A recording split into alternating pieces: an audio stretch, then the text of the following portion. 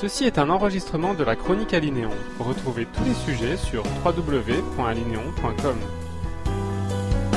Si vous le faites juste dans votre tête, vous l'avez fait 4 fois au lieu de 5, vous pouvez très bien avoir l'impression que vous l'avez fait suffisamment. Alors qu'en fait, vous n'avez pas respecté votre engagement. Sauf que votre cerveau, c'est juste un calculateur. Il n'a pas d'impression, lui. Il n'a pas de sensation. Il n'a pas l'impression que, ouais, bon, 4 ou 5, c'est à peu près pareil. Non, 4 ou 5, c'est pas pareil. Sur une calculatrice, 4 ou 5, c'est pas pareil. C'est différent au sens strict. C'est même pas à peu près pareil, c'est différent. 4 n'est pas égal à 5. Si vous êtes en incrément de 1, 4 n'est pas égal à 5. Et donc, si vous avez un objectif particulier qui est mesurable et que vous ne le mesurez pas de façon spécifique, écrite, de façon à être certain ou certaine de ce que vous avez exactement fait, vous ne savez pas où vous en êtes. Alors évidemment, il y en a certains qui vont penser ou me dire oui, bon, moi je suis pas du genre à faire ce genre de choses, ça m'intéresse pas, ou j'aime pas qu'on me dise ce que je dois faire, comment noter, cocher, c'est un peu scolaire, tout ça. Bon, vous pouvez trouver toutes les bonnes excuses imaginables, sauf que on s'en fout de ces excuses-là. À ce stade, vous voulez que votre vie change, ça passe aussi par là. Et tant que vous restez dans le à peu près, c'est globalement pour 2 raisons.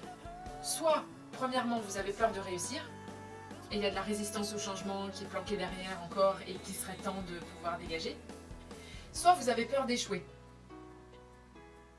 Et auquel cas, le fait de ne pas mesurer, de ne pas vérifier vos scores de façon spécifique, c'est une façon de cacher votre poussière sous le tapis et de ne pas être en mesure de trop savoir si jamais vous n'y arrivez pas. Mais sauf que ça, vous n'en avez plus besoin non plus, puisque votre but c'est de réussir. Donc la peur d'échouer, vous l'acceptez, elle fait partie du jeu, c'est un paramètre, on s'en fout, puisque de toute façon vous avez l'intention de réussir. Donc le but c'est de commencer à mesurer, si vous échouez, on s'en fout, puisque le but c'est de réussir, et que échouer fait partie du chemin. Donc vous continuez.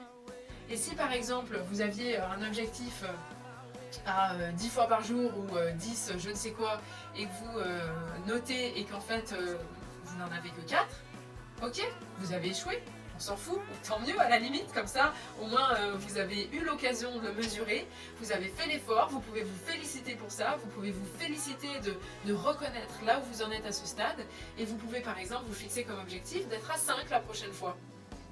Et du coup vous allez pouvoir réussir encore plus facilement que si vous ne saviez pas et que le but était simplement 10.